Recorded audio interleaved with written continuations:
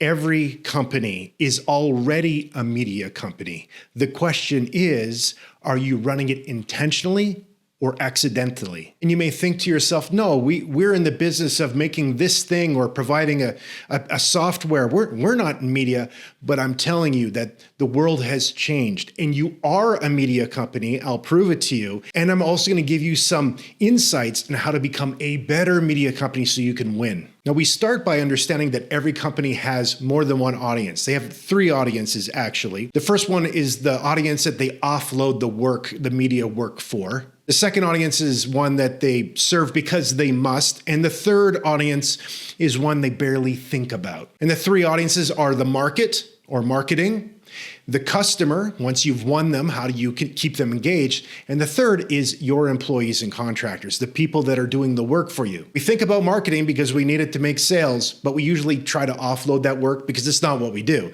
The customer stuff we have to do because we're fulfilling our promise to our end user. And the third one, our employees, well, that's where I get really excited because nobody's talking about how to speak to employees and contractors in a way that keeps them engaged in the work. And I think that is the arbitrage, the Moneyball moment that can really help companies move forward by leaps and bounds. Now, first, marketing.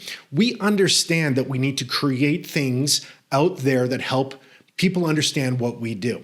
And quite often what we do is we hire another company to go out and generate the media that supports our brand and our mission and our story. However, I think we're coming into an age where a lot more of that media is going to be produced in-house. And a big reason for this is the tools have become more accessible. With AI and the different tools, we can produce our own media at a really high quality and at a faster rate, and we can control the narrative. And I think that's the real advantage there, is that you can act very quickly to the market forces rather than rolling out a campaign sometime in the next 6 months. Look, if you're Nike, maybe that's okay, but even Nike is really looking at trying to produce media quicker. This media shows up, in all of the places we create information about ourselves, not the least of which is now social media. And I do believe that every company should have a social media presence because the market is on social media. And you need to be talking about who you are and what you do, even at a base level. To have a base level of awareness, it just creates credibility about what you do and who you are. Now, we generally think we've got customer communication figured out. Like if you're a SaaS company, you've got an onboarding process, you've got tutorials and those types of things to help your customer understand how to use it. If you're a larger company, maybe a services company, you may have other explainer things, whether that's even a pamphlet. Let's say you're a pool maintenance company, you may have a pamphlet that explains this is how pool maintenance is going to work so that the customer understands clearly how the process, how the business works. You are absolutely in the customer communication business, and most companies do this in-house. Very few offload this customer communication because they understand that they need to have a one-to-one relationship with that customer. And that's good. Now, the thing I will say is your marketing and your customer experience stuff needs to tie closely to your company's story. And may I ask you, do you know your company's story? Most founders and business owners and CEOs don't. They know a long-winded, we kind of do this and then maybe a value statement, but I'm talking about a story, talking about the company like it's a person. If you haven't developed that story, that would be job one that you need to do immediately, is develop your company narrative in a way that is retellable by you and others very, very quickly and really easily understandable. Now, those first two categories I think are pretty clear, and I will say there is another category that some companies have, and I'm not covering it in this list. It is dealing with investors or shareholders. That is a whole another conversation that we need to have for that specific market. We're not going to cover it here, but just wanted to let you know that I was aware of it. Now, one of the most powerful places that companies are missing the boat when it comes to media is speaking internally. An internal media system, speaking to employees and contractors and the people that actually do the work. I think this is actually the most important ongoing audience a company has. Yes, you need to market so people understand what you do, but once you have that customer into the system, you need to fulfill with efficiency and effectiveness. And we don't spend any time nurturing our employees. A lot of companies call this culture, and then they have Blue Jean Friday and think that that's company culture. But I firmly believe that what company culture is people understanding they can trust the organization to take them where they want to go personally, gives them personal recognition, and gives them a sense of meaning and worth within the organization. Most of our internal communications are in the form of PowerPoints and long emails and maybe the odd town hall and PDFs and Slack messages. They're mostly to-dos. They're mostly procedural. This is what we need to do next. This is what we're onboarding this. And maybe you might have a message in there like, we're really excited about bringing on this client because they're going to do X, Y, and Z. So now what? You need to do X. So every piece of communication coming to an employee or contractor is a to-do. And we wonder why they might cringe when they see an email and may read it quickly. It's because it's probably just going to add more things onto your plate. Think about any relationship.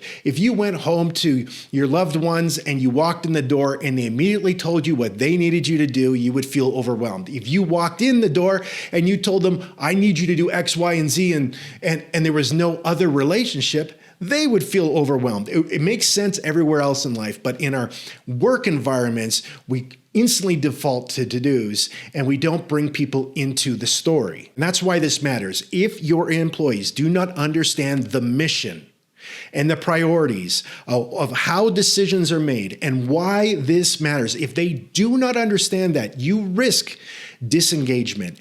And disengagement, as tracked by Gallup, is costing the US economy alone trillions of dollars just because employees are disengaged. And this can be solved. And one of the steps that I'm going to talk to you about today, you can do. I'm helping companies do this, but you don't need me to help you. You can just do what I'm saying here and start executing it yourself. And I know this works because I've been in creating media my whole life. I've been on stage, I've been on screen, I've created millions of views on social media. I figured out how to tell stories. I've written books, I've written plays. I've done all those things, and I see how this needs to apply to your world running your business. Now, the biggest mistake that founders and executives make is thinking that communication is simply information.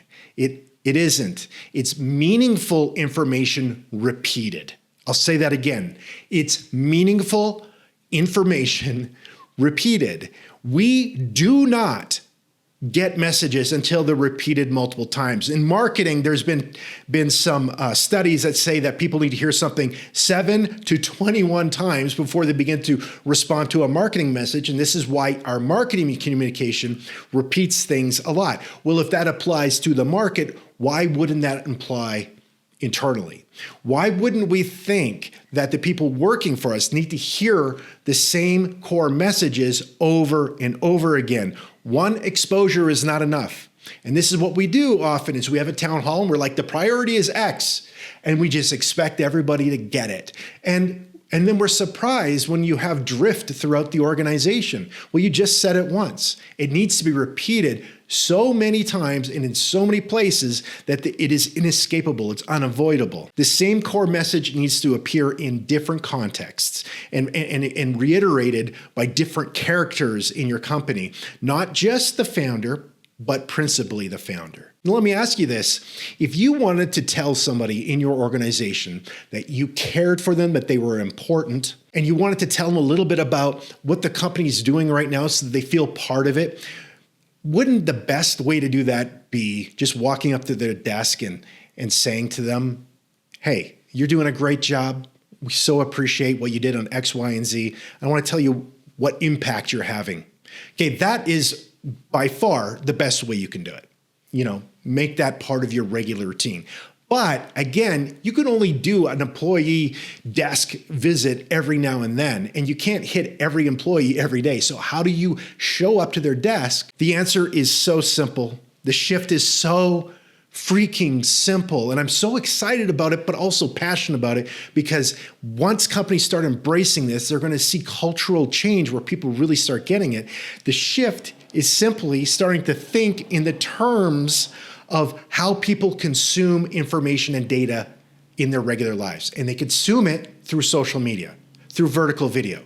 What I'm saying is you need an internal media system, and that internal media system can't just be about to-dos, but has to be about the mission. And the mission conversations, the bigger picture conversations, the human conversations can be delivered personally and through vertical video. This isn't companies making TikToks. This is companies publishing regular content, 90 seconds or less, multiple times a week, that inform the employees and contractors of what the mission is and where we're going. It shows up at the desk every Monday, Wednesday, and Friday, say, like clockwork, and they know that they only have to spend 90 seconds hearing something important that bolsters their work and gives them a connection to the meaning of the organization. Look, if 10 plus exposures help customers remember your brand, why do we think that one town hall is enough for your employees to remember your mission? Why do we think that? It's unreasonable. And we can bridge the gap with the technology that's in our hands. It is cheap to do. It is easy to do.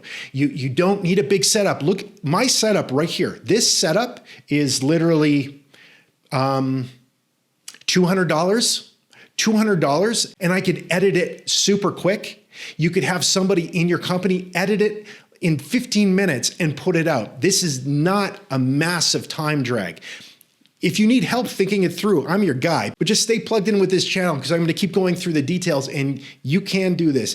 I think this is critical when you start getting over 10 employees or contractors. Under 10, you could probably do it all yourself, but even then, if you could start putting the infrastructure in place, it's going to become a lot easier when you scale. Leadership is not just making decisions anymore. Leadership is publishing the DNA of your company to the people that make that DNA become real. This is organizational media. It is internal media, and you can begin executing it today. And not doing this is costing companies millions of dollars. I made a video about that idea. I'll post it here next.